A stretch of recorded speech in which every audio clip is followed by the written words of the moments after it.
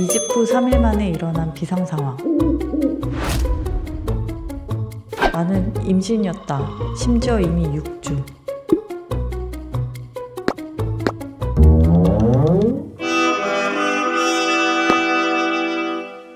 첫 초음파 후 2주가 지났다. 1cm도 안 되던 꿈틀이는 금세 자라 있었다. 하찮아 보이지만 신기하게 팔과 다리가 생겼다. 하지만 아직 실감은 나지 않는다. 12주까지는 몸 관리 잘 하고 한 달 뒤 병원에 오기로 했다.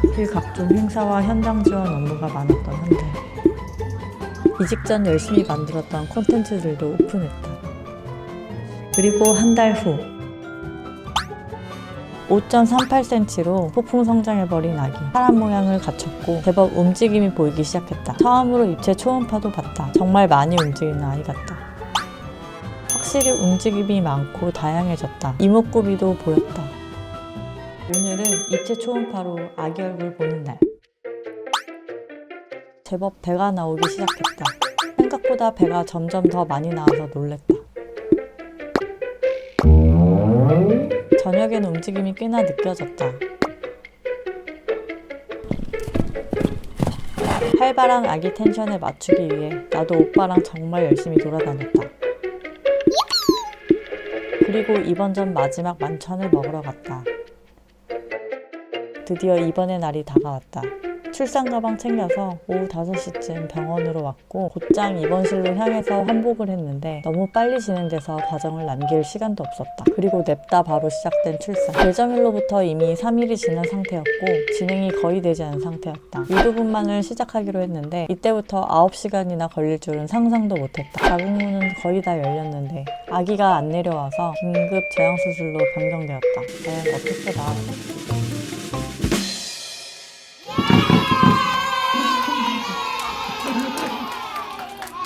아, 건강하구나. 마취가 깨고 이렇게까지 아플 수 있나 싶을 정도로 고통이 찾아왔다. 꼬박 하루는 움직이지 못했다. 다음날 유리창 너머 처음 본 새싹이. 출산 때까지만 해도 아무 생각 없었는데 막상 자고 있는 아가의 모습을 보니 이 아이를 낳았다고. 그리고 3일간 유리창 너머 자는 모습만 바라봤다. 코로나로 인해 보호자도 퇴원해야 해서 오빠는 집에 가야만 했고 나는 병원에 혼자 남겨졌다. 그리고 겨우 4일 만에 대면하게 된 날. 퉁퉁 물에 불어서 아직 빵빵한 얼굴. 이렇게 못생겨도 괜찮을까 걱정이 되었지만 실제로 만져보니 정말 말랑하고 따뜻하고 신기했다. 입체 초음파가 꽤나 디테일한 것 같기도. 아기 면회 시간 외에 병원에서 하루의 대부분은 병실에 누워 있었는데 나에겐 안 올 것만 같았던 산후 우울증이 심하게 와서 입원 내내 계속 울고만 있었다. 뭐라도 해보려고 시도해본 유축. 열심히 유축해서 새싹이 가져다 주는 것이 하루의 가장 중요한 일과가 되었던 그 와중에 조금 약이 들었어. 그렇게 5일을 버티고 드디어 퇴원의 날이 다가왔다. 5일이 어찌나 길게 느껴지던지 퇴원 전날도 잠이 안 왔다. 오빠를 보니까 바로 기분이 다시 풀렸다. 그리고 신생아실에서 새싹이 퇴원 수속을 마쳤다. 오빠도 새싹이 안아보는 것은 처음이었는데 조리원 출발할 때까지 눈을 못 뗐다. 코로나 때라 출산 때도 와볼 수 없었던 가족들. 퇴원일에 맞춰 가족들이 만나러 와주었다. 북한은 아직 아기 새싹이와 낯가림하는 중이야. 친해져 보기로 하자. 짧은 인사 후 우리는 곧바로 조리원으로 향했다. 조리원에서 마음껏 안아보는 새싹이. 그리고 처음 시도해보는 수유. 정말 작다. 열심히 우유를 먹고 있는 작은 새싹이를 한참 쳐다보고 있었다. 어색한 곰손 수유로도 새싹이는 만족스럽게 잠에 들었다. 그리고 이어지는 트림 타임. 어색하지만 배운 대로 열심히 해보는 중이다. 사실 트림 한 건지 안 한 건지 모르는데. 그리고 남겨서 자고 있는 모습을 보는 게 좋았다. 첫날을 보내고 다음날 새벽 6시부터 시작되는 모자동 시간은 수유 후 모두가 비몽사몽한 시간이었다. 한숨 자고 슬슬 깨어나기 시작하면 다시 시작되는 수유 시간. 그리고 이어지는 트림 타임.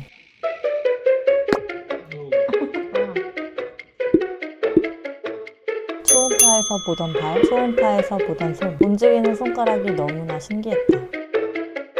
이 작은 몸에서 나오는 힘은 정말 대단하다. 웬만하면 손가락을 못 뺄 정도였다. 오늘도 수유로 시작하는 아침. 자다 깨달을 반복하면서 우유를 먹는다. 아기 우유 타임 이외의 일과를 이야기해보자면 하루에 N번 기저귀 갈아주기 미션이 있다. 물론 대부분 신생아실에서 해주시지만 처음으로 기저귀도 갈아보았다. 이렇게 해주고 있거든? 다음 일정으론 상시 로션 보습 미션이 있다. 그리고 나면 어김없이 또 우유 고픈 신생아의 삶이다. 뭐 최대 난제인 직수를 배워서 해보는 중인데 아기도 힘들고 나도 힘들다. 우유 시간 이외에 깨어있는 시간도 생겼는데 다시 재우는 방법도 알아냈다. 무서운 거 아니야? 그리고 곳곳을 살펴보며 신기해한다.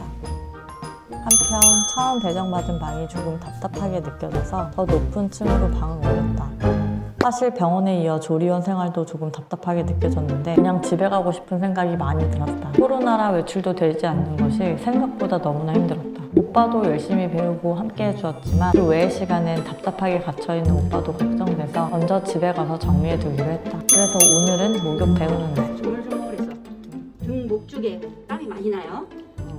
등 목 쪽, 그 다음에 겨드랑이, 그래서 팔, 손 이렇게 이쪽은 다 끝났죠. 그렇게 해서 그 다음에 등을 딱 문질러주세요. 땀 많이 나니까 살살 해준다고 생각하시면 돼요.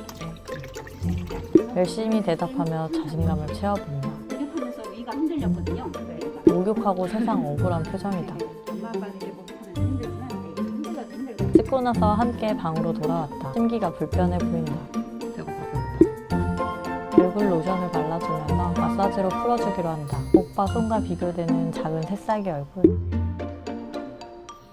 이렇게 목욕 배우기를 마지막으로 오빠는 떠나고 혼자 보내는 남은 일주일이 시작되었다. 일주일 동안은 조리원에 반복되는 루틴이 이어졌는데 새벽 6시부터 시작되는 3번의 수유 시간, 그리고 마사지 받기, 마지막으로 아침, 점심, 저녁 밥 챙겨 먹기가 하루의 일과였다. 내 돈 내고 간 조리원인데 집에 가는 날만은 손꼽아 기다렸다. 코로나 시기라 다른 사람들과 교류도 일절 없었기에 아기랑 같이 있는 시간이 전부처럼 느껴졌다.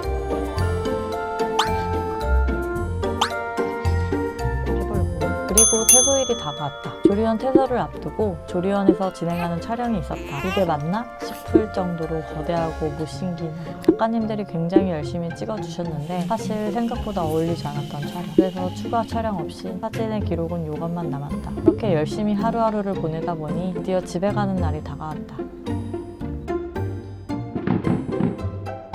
야호!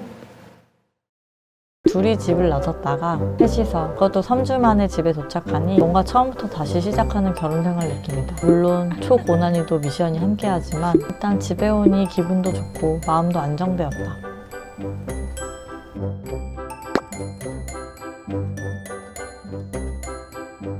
그런데 사실 본격 육아와 동시에 사건이 있었으니 백수가 되었습니다.